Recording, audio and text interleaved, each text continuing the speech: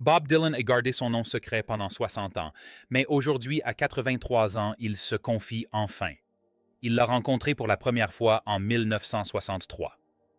Il a écrit ses chansons les plus célèbres à son sujet.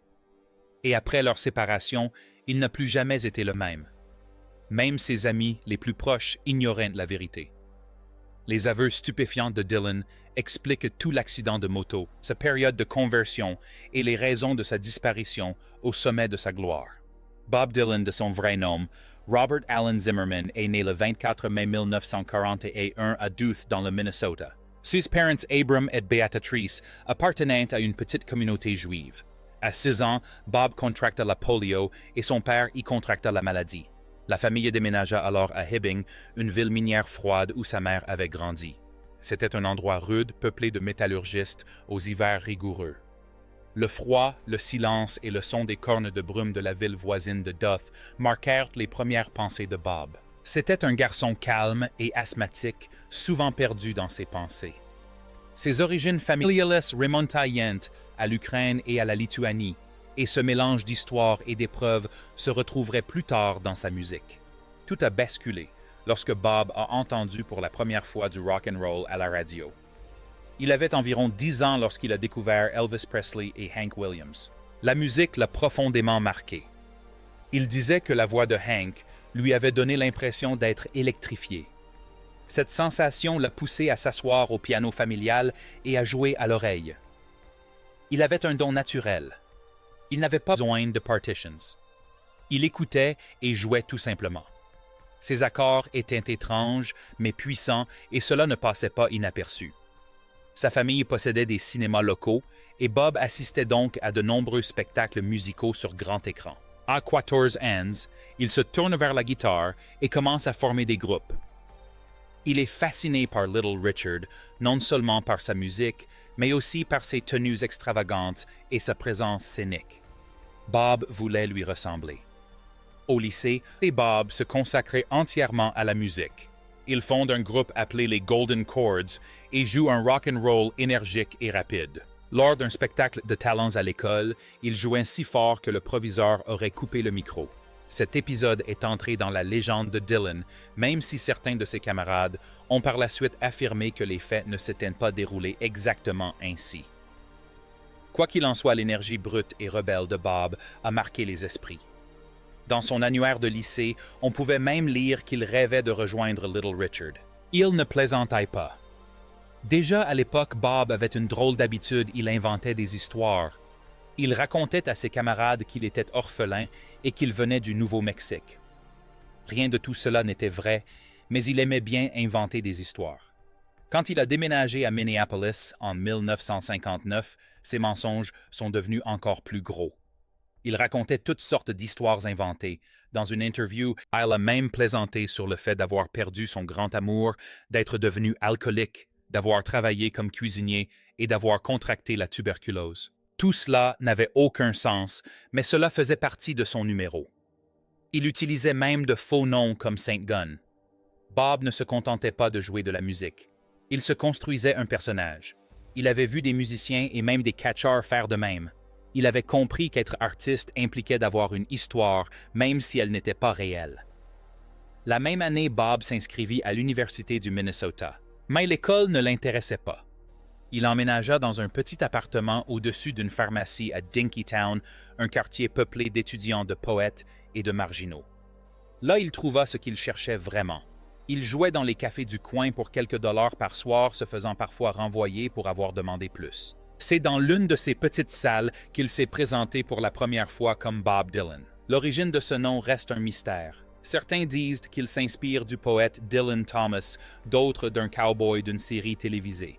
Quoi qu'il en soit, le nom lui est resté. À Dinkytown, quelqu'un lui a offert un livre, l'autobiographie de Woody Guthrie, Bound for Glory. Ce livre a tout changé. Bob abandonna la guitare électrique pour se mettre à l'acoustique. Il commença à écrire des chansons aux sonorités plus folk et engagées que rock and roll. Fin 1960, il termina ses études. Il fit ses valises et quitta définitivement le Minnesota. Dans le froid glacial de janvier 1960, Bob Dylan, alors âgé de 19 ans, descendit d'un bus à New York, une guitare, une valise et un rêve à la main. Il venait de traverser un hiver rigoureux près de 24 heures après avoir conduit depuis le Minnesota. Un seul but, rencontrer Woody Guthrie. Guthrie était le héros de Dylan depuis sa lecture de En route pour la gloire, le livre qui racontait l'histoire d'un jeune homme en quête de musique et de sens. Guthrie était désormais malade, interné dans un hôpital psychiatrique du New Jersey et souffrait lentement de la maladie de Huntington. Mais Dylan fit tout de même le voyage. Et d'une manière ou d'une autre même, dans cette chambre d'hôpital silencieuse, il eut l'occasion de chanter pour l'homme qui avait façonné sa vision de la musique. Guthrie, à peine capable de parler, tendit à Dylan un mot sur lequel était écrit « Je ne suis pas encore mort ». Ce moment le marqua profondément. De retour chez lui, Dylan écrivit « Strong to Woody ». Ce fut l'une des deux seules chansons originales de son premier album. Il a emprunté la mélodie de Guthrie tirée de 1913 Massacre. Pour l'écrire comme le faisaient les chanteurs folk, il se transmettait le répertoire. Quelques mois plus tard, Dylan a eu sa première véritable chance. John Hammond de Columbia Records a décelé en lui un potentiel que les autres n'avaient pas perçu. La plupart des gens du label pensaient que Dylan était une erreur. On le qualifiait de folie de Hammond. Mais Hammond avait déjà découvert des stars Billie Holiday, Arthur Franklin, et il n'allait pas reculer maintenant. Il signa Dylan chez Columbia en octobre 1961. Dylan n'avait pas d'avocat, il n'en avait pas besoin, disait-il. J'aurais signé n'importe quoi. Les séances d'enregistrement furent rapides et peu coûteuses, seulement 42 $ pour 3 après-midi. Mais ce ne fut pas facile. Dylan n'arrivait pas à rester au micro, crachait tous les P, sifflait tous les S et détestait refaire les prises. « Je ne peux pas chanter 2 fois la même chanson d'affilée », leur avait-il dit. Cette obstination n'a pas aidé son premier album qui s'est à peine vendu à 5-0 exemplaires la première année. Mais Hammond y croyait et il avait raison car ces 5-0 exemplaires n'étaient que le début. À peu près à la même époque, Dylan rencontra une personne qui allait tout changer, Suze Rowe. Jeune, intelligente et belle et profondément engagée politiquement, elle était la fille d'anciens membres du Parti communiste. Elle avait grandi dans un contexte de contestation et d'activisme. Dylan fut immédiatement séduit par son énergie et début 1962, ils emménagèrent ensemble. Suze lui ouvrit de nouveaux horizons. Elle l'initia à la poésie, au film étranger, au théâtre d'avant-garde et surtout à la politique. Grâce à elle, il commença à voir au-delà des simples chansons. Il commença à percevoir un sens à sa vie. Des chansons comme Masters of War et The Death of E.M.T.T. Till sont nées de cette influence. De même que l'une de ses images les plus emblématiques, le couple marchant bras dessous sur la couverture de The Free Wheel and Bob Dylan. Isles ressemblait à n'importe quel jeune couple amoureux, mais en eux, la pression montait. La célébrité de Dylan grandissait. Leurs personnalités s'opposaient. En 1964, c'était fini. L'amour qui avait contribué à façonner sa voix n'a pas résisté à la tempête qu'il avait lui-même déclenchée. Mais Greenwich Village était toujours là. Il était devenu le centre névralgique de la musique folk. Chaque soir, les cafés vibraient au son des guitares et des voix. Dylan jouait au Café Wa, le Repair Oak, de Goethe au Bitter End, dans tous ces lieux importants. C'était une vie rude. Des appartements minuscules et froids, de la nourriture, bon marché des poules empruntées, mais c'était magique. On pouvait arpenter McDougall Street et entendre l'avenir résonner à chaque porte. Les artistes s'observaient, apprenaient les uns des autres, rivalisaient et collaboraient. Cette pression a rendu Dylan plus affûté, plus rapide, plus intrépide. Elle l'a aussi rendu plus étrange. Dylan a commencé à bâtir sa propre légende. Dans les interviews, il racontait des histoires extravagantes et totalement fausses. Un jour, il a confié à Playboy qu'il s'était mis au rock après avoir perdu son grand amour joué aux cartes, était un China in Phoenix, et s'être réveillé dans une salle de billard. Il prétendait avoir vécu avec une jeune fille de 13 ans et avoir été mannequin pour Charles Atlas. Lorsque l'intervieweur lui demanda si tout cela l'avait mené au rock, Dylan répondit « Non, c'est comme ça que j'ai attrapé la tuberculose. » Chut. Rien de tout cela n'était vrai, mais tout semblait plausible. Il ne voulait pas être Robert Zimmerman du Minnesota. Il voulait être Bob Dylan quel qu'il soit. Alors il improvisait. Alors même que ses histoires devenaient plus étranges, ses chansons gagnaient en intensité. En 1962, il écrivit sur la mort d'E.M.T.T. Till. L'année suivante parut la mort tragique de Hattie Carroll, une chanson qui bouleversa les auditeurs par sa vérité à la fois calme et brutale. Hattie était une femme noire tuée par un riche homme blanc. Le meurtrier fut condamné à 6 mois de prison. Dylan ne se contentait pas de pointer du doigt. Il racontait toute l'histoire, le peuple, le système, le silence. Ce n'était plus seulement une protestation, c'était de la poésie. À l'été 1963, le monde commençait à le remarquer. Dylan jouait au Newport Folk Festival, la plus grande scène de musique folk. Il n'avait que 22 ans, mais déjà le public connaissait son nom.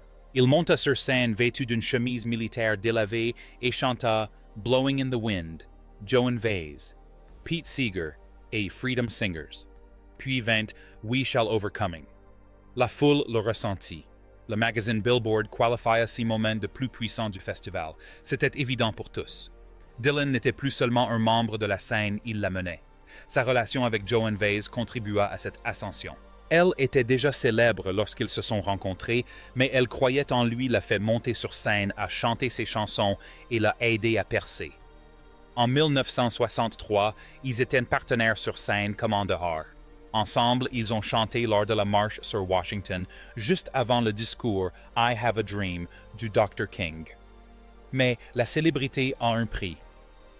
En 1965, lors de la tournée britannique de Dylan, il a emmené Baez avec lui, mais ne l'a pas autorisé à chanter. Elle se sentait abandonnée, le cœur brisé. Quand il s'est remarié quelques mois plus tard, c'était fini. Baez écrivait des chansons sur sa douleur, notamment Diamonds and Rust. Puis vinrent les temps qui changeaient. Le titre à lui seul était un message fort, sorti en 1964. Il s'adressait à un pays sous le choc. JFK venait d'être assassiné. Les manifestations pour les droits civiques prenaient de l'ampleur et la guerre du Vietnam menaçait. Dylan savait ce qu'il faisait. Il l'a écrite comme un hymne. Sénateur, député, écoutez l'appel. Un ami lui a demandé « C'est quoi ce truc ?» Dylan a haussé les épaules. « C'est ce que les gens veulent entendre. » Et ça a marché. La chanson a traversé les générations et les océans. Elle a atteint la 9e place des charts britanniques. Les critiques l'ont qualifiée d'intemporelle. Même au fil des ans, les paroles ont trouvé un nouveau sens pour chaque génération qui les entendait. Cette même année, Dylan a commencé à changer à nouveau, cette fois-ci de l'intérieur. Il a pris du LSD, s'est mis à lire Rambo. Ses chansons sont devenues surréalistes. Il ne voulait plus accuser personne. Il voulait peindre des images avec des mots. Lors d'un voyage en voiture début 1964, il écrivit « Chimes of Freedom », une chanson qui ne suivit aucun chemin tracé. Elle jaillit d'elle-même. En juin, lors d'une nuit d'enregistrement, il but du vin et enregistra 14 chansons en 3 heures. Ce fut la révélation d'une autre facette de Bob Dylan, un signe évident que sa période de contestation touchait à sa fin. Ce qui suivit allait changer à jamais le rock. En 1965, Bob Dylan bouleversa le monde de la musique. Il sortit Bringing It All Back Home. Et ce n'était pas un simple album folk. La première partie déferla avec des instruments électriques, des guitares, une batterie, un groupe au complet. Elle s'ouvrait sur un blues souterrain empreint de nostalgie. Et dès les premières secondes, on comprenait que quelque chose avait changé. Les fans de folk étaient perplexes. C'était le même homme qui chantait autrefois accompagné d'une simple guitare acoustique et d'un harmonica. Le voilà maintenant en pleine ascension vers le rock électrique. Mais Dylan savait parfaitement ce qu'il faisait. La seconde moitié de l'album restait acoustique, mais les textes étaient devenus plus sombres, plus incisifs, plus étranges. C'était comme s'il dévoilait à tous deux les facettes de sa personnalité. Un pas dans le passé, l'autre déjà lancé à toute vitesse vers l'avenir. Et le dernier morceau, c'est la fin. Baby Blue sonnait comme un adieu pas seulement à un être aimé, mais peut-être à toute la scène folk qui avait tenté de le freiner. Puis vint Like a Rolling Stone, 6 Minutes, du jamais vu pour un single. Les maisons de disques la détestaient. Les radios refusaient de la diffuser. Elle était trop longue, trop crue. Mais un événement étrange se produisit. Un soir, dans une boîte de nuit new-yorkaise, un exemplaire du morceau passa et le public fut conquis. Ils supplièrent le DJ de le passer en boucle jusqu'à ce que le disque soit usé.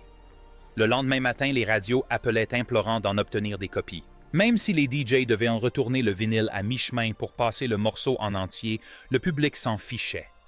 Les paroles étaient percutantes. Lurg accompagnait la voix de Dylan et l'ensemble semblait infini dans le bon sens du terme. Paul McCartney disait que ça n'en finirait jamais. Frank Zappa a même plaisanté en disant qu'il avait envie d'abandonner la musique après l'avoir entendue. C'était d'une puissance incroyable. Quelques jours plus tard, Dylan montait sur scène au Newport Folk Festival. Bottes de cuir noir et attitude assurée, il semblait prêt à jouer quelques morceaux doux. Mais non, il brancha sa guitare. Accompagné d'une guitare électrique et d'un orgue, il interpréta avec fougue Maggie's Farm et la foule explosa de joie. Certains applaudissaient d'autres when des gens pleuraient. Pete Seeger aurait même crié qu'il voulait couper les câbles électriques à la hache. Ce moment, celui où Dylan passait à l'électrique devant une foule de fans folk à la fois déconcertés et furieux, est entré dans la légende. Après seulement 3 chansons, il a quitté la scène. Puis comme pour calmer la tempête, il est revenu seul et a joué 2 morceaux acoustiques. Mais le mal était fait, ou peut-être l'évolution irréversible. Il ne reviendrait pas à Newport avant 37 ans. L'orgue, avec son timbre envoûtant et vibrant comme une pierre qui roule, faillit ne jamais voir le jour. Un guitariste de Vingeteton A&S Al Cooper était présent pour assister à l'enregistrement. Mais lorsque le producteur quitta la pièce, Cooper se glissa discrètement derrière l'orgue, un instrument dont il ignorait même le fonctionnement. Par chance, l'orgue était déjà allumé. Il ne jouait que lorsqu'il était sûr des accords et se taisait dans le cas contraire. Cette hésitation créait un étrange et magnifique délai dans les notes. Lorsque le producteur revint et aperçut Cooper à l'orgue, il rit. Mais Dylan apprécia ce qu'il entendit et leur demanda de monter le volume de l'orgue dans le mixage. La partie de Cooper a été conservée dans la version finale. Et voilà comment une ligne d'orgue fortuite est devenue iconique. Le moment le plus marquant s'est produit en 1966 à Manchester, en Angleterre. Dylan était en tournée et divisait chaque concert en 2 acoustiques d'abord puis électriques. Les fans de folk adoraient la première partie, puis vint la seconde. Accompagné de son groupe, Dylan se lança dans des morceaux électriques. Après l'un d'eux, quelqu'un dans la foule cria un seul mot, Judas. C'était brutal, une accusation en bonne et due forme. Dylan ne broncha pas. Il se pencha vers le micro et répliqua « Je ne te crois pas, tu es un menteur ». Puis il se tourna vers le groupe et lança « Jouez fort » et ils obéirent. Comme une pierre qui roule le son résonna dans la salle avec la force du tonnerre. Personne n'oublia cette nuit-là. Pendant des décennies, on a cherché à savoir qui avait proféré l'insulte. 2 hommes l'ont revendiqué, mais personne n'en a jamais été certain. Cette même année, Dylan s'est marié discrètement. Lors d'une pause dans sa tournée, il a épousé Sarah Loon sous un chêne à Long Island. La cérémonie était intime. Si intime que la plupart de ses amis ignoraient même que Sarah était enceinte, et Dylan tenait à ce que ce moment leur soit propre. Interrogé à ce sujet, il a nié. Ce n'est que des mois plus tard qu'un journal a révélé l'affaire. Leur relation était compliquée. Sarah avait travaillé comme mannequin et secrétaire. Elle a rencontré Dylan alors qu'il était encore lié à Joan Baez et Suze Rutello, mais c'est Sarah qui l'a épousé, même s'il l'a d'abord gardé secret. À cette époque, Dylan travaillait également sur Blonde on Blonde, un double album qui allait devenir l'un de ses plus grands succès. Il recherchait un son qu'il décrivait comme un mélange de finesse et de sauvagerie à la Mercury. Les sessions à New York ne se déroulèrent pas comme prévu, il se rendit donc à Nashville. Là, avec des musiciens de studio de premier ordre, il enregistra la majeure partie de l'album en quelques jours seulement. Ils travaillèrent jusqu'à tard dans la nuit, galvanisés par le café, l'adrénaline et sans doute d'autres choses encore. À un moment donné, Dylan commença à jouer un nouveau morceau qui sonnait comme une fanfare ivre. Le producteur plaisanta en disant que ça ressemblait à l'Armée du Salut. Dylan demanda s'il pouvait en trouver une, et ils l'eurent. C'est ainsi que naquirent les titres d'ouverture de l'album Rainy Day Women No. 12 and 35. Mais ces succès avaient un prix. La tournée mondiale de 1966 fut éprouvante. Chaque soir, Dylan commençait par un concert en solo, puis revenait avec son groupe pour la partie électrique. Et chaque soir, les fans le huaient, le sifflaient et quittaient de la salle. De ville en ville, la scène était la même des applaudissements pour la version acoustique, une vague de colère pour la version électrique. Il était épuisé. Robbie Robertson a déclaré plus tard que Dylan semblait au bord du gouffre. Une nuit, il a failli se noyer dans la baignoire d'une chambre d'hôtel. Dylan était sous l'emprise de la drogue et des vapeurs. Après le dernier concert à Londres, s'il pouvait à peine parler sur scène. Puis vint l'accident. Le 29 juillet 1966. Dylan a fait une chute mortelle à moto près de Woodstock. Les détails restent flous. Aucune ambulance n'est intervenue, aucun rapport d'hôpital n'a été établi. Certains pensent que l'accident était moins grave qu'il n'y paraissait. D'autres croient qu'il était grave mais qu'on a voulu le dissimuler. Dylan lui-même a laissé entendre plus tard que l'accident était une échappatoire, un moyen de fuir les projecteurs, la pression et peut-être la drogue. Quoi qu'il en soit, il a disparu de la vie publique pendant longtemps. Dans les mois qui suivirent, Dylan trouva la paix à Woodstock. Il séjourna chez sa famille, coupait du bois, se promenait dans les bois avec son chien et composait de la musique avec les Hawks dans le sous-sol d'une maison rose. Cette maison, surnommée Big Pink, devint le berceau d'un son totalement nouveau. Après son mariage avec Sarah Lowndes en 1965, Dylan se consacra à sa famille. Il adopta sa fille Maria et ensemble, ils eurent 4 autres enfants en quelques années seulement. L'homme qui semblait autrefois au bord de l'épuisement accompagnait désormais sa fille à l'arrêt de bus scolaire et passait ses après-midi à écrire ou à peindre en toute tranquillité. Son assistant déclara un jour n'avoir jamais vu un père de famille aussi dévoué. C'était en 1969 et Dylan monta sur scène devant 150 personnes pour son premier concert complet depuis des années. Les Beatles étaient dans le public, Elton John et Jane Fonda aussi. Le concert a failli être annulé. Son fils Jesse s'est blessé pendant le voyage et a dû être hospitalisé. Dylan a dû arriver à la dernière minute. Malgré tout, il a chanté dans un costume crème clair et a offert une prestation country plus douce qui a surpris plus d'un. Ce soir-là, Dylan ne se contentait pas d'interpréter des chansons. Il montrait au monde qu'il avait changé. Mais ce qui suivit stupéfia même ses fans les plus fidèles. En 1970, il sortit un album intitulé Self-Portrait qui déconcerta presque tout le monde.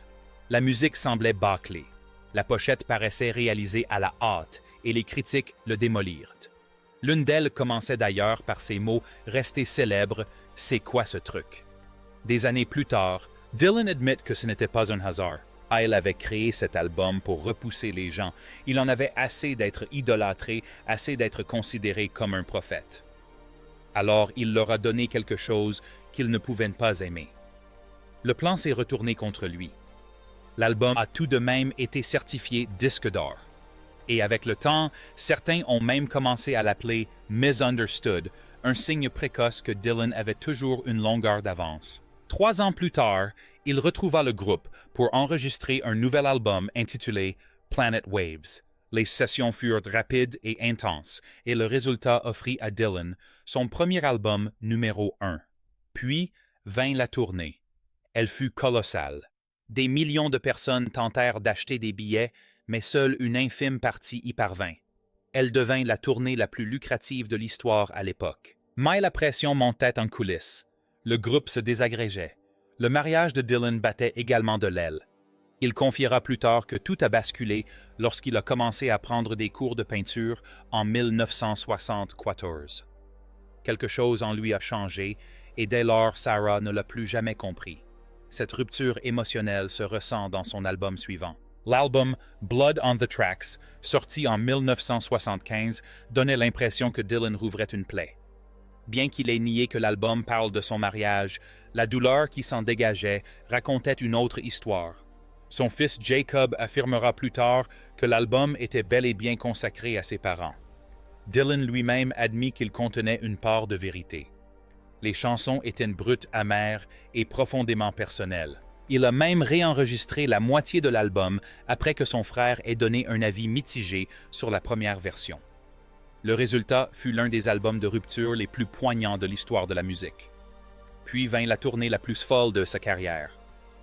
La tournée Rolling Thunder n'était pas une simple tournée, c'était un spectacle itinérant avec des poètes, des dramaturges et des stars du rock. Dylan se maquillait le visage en blanc sur scène et invitait des inconnus à se joindre à lui en cours de route. C'était chaotique, spontané et totalement inédit pour les fans. Il recherchait quelque chose de plus grand que la musique, quelque chose de théâtral, de symbolique et de personnel. Et au cœur de tout cela, Dylan tentait encore de sauver son mariage. Un soir de 1975, Sarah est arrivée au studio. Leur relation battait de l'aile, mais Dylan y voyait une opportunité. Il a demandé au groupe de jouer, s'est tourné vers Sarah et a dit « Celle-ci est pour toi ». Puis il a chanté « Sarah », une chanson sur leur vie commune, alors qu'elle se tenait juste de l'autre côté de la vitre. Un silence pesant s'est installé dans la salle. C'était brut, c'était authentique. Et pendant un instant, ça a fonctionné. Ils se sont brièvement remis ensemble. Sarah a même rejoint la tournée et est apparue dans l'étrange film de Dylan, Ronaldo et Clara. Mais les fissures étaient trop profondes. Tout s'est effondré définitivement. En 1977, Sarah descendit un matin et trouva une autre femme chez eux assise avec Bob et les enfants. Une violente dispute éclata. Elle affirma qu'il l'avait frappée. Les documents judiciaires décrivaient un comportement erratique et de la peur. Dylan nia les violences, mais ne put nier les dégâts.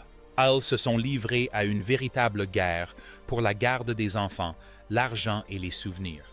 Elle a obtenu la moitié de tout, y compris les droits sur de nombreuses chansons écrites par Dylan pendant leur mariage. Une des conditions de l'accord était qu'elle ne parle jamais de leur vie commune, et elle a tenu parole. Des années plus tard, Dylan a reconnu ne pas avoir été un bon mari. Il pensait que cela durerait toujours, mais ce ne fut pas le cas. À la place, il laissa derrière une musique empreinte de chagrin et d'authenticité. Des chansons qui disaient la vérité même lorsqu'il tentait de la dissimuler. En 1978, lors d'un concert à San Diego, quelqu'un jeta une petite croix en argent sur scène. Dylan la ramassa. La nuit suivante, dans une chambre d'hôtel solitaire à Tucson, il affirma avoir senti Jésus le toucher physiquement. Il tremblait de tous ses membres. Ce moment le transforma. Il devint un chrétien évangélique. Peu après, il se fit baptiser, suivit des cours d'études bibliques et sortit un album de gospel. Il abandonna ses anciens chants contestataires et partit en tournée avec un répertoire entièrement consacré à la foi. Les fans étaient perplexes, les critiques acerbes, mais Dylan n'en avait cure. Du moins pas encore. La réaction fut immédiate. À certains concerts, des spectateurs déchirèrent leurs billets et quittèrent de la salle en réalisant ce à quoi ils s'étaient engagés. Devant les salles, d'autres suppliaient de leur vendre leurs billets à 15 $ pour seulement 5 $. Entre les chansons, Dylan prêchait sur la fin des temps et citait les Écritures. Il annonçait le retour de Jésus. Il a mis en garde contre la guerre au Moyen-Orient. Il n'était plus seulement un chanteur, il était devenu un prédicateur de rue avec une guitare, ce qui lui a aliéné une grande partie de ses fans. En 1983, Dylan a commencé à évoluer. Il a sorti Infidels, un album qui le ramenait à des thèmes plus familiers.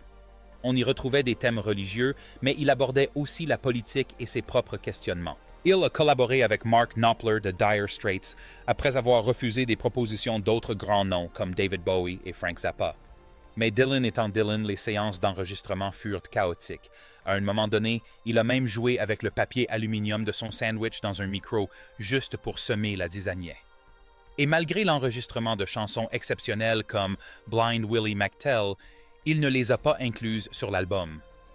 Malgré tout, celui-ci a connu un franc succès. Disque d'or aux États-Unis, un titre classé dans le top 10 au Royaume-Uni et en Norvège. Lentement, il était de retour. En coulisses, Dylan menait une vie secrète. En 1986, il eut une fille avec l'une de ses choristes, Carolyn Dennis. Ils se marièrent à Los Angeles, mais personne n'était au courant. Ni la presse, ni les fans, ni même la plupart de ses amis. Ils ont tout dissimulé grâce à une loi leur permettant de faire sceller leur acte de mariage.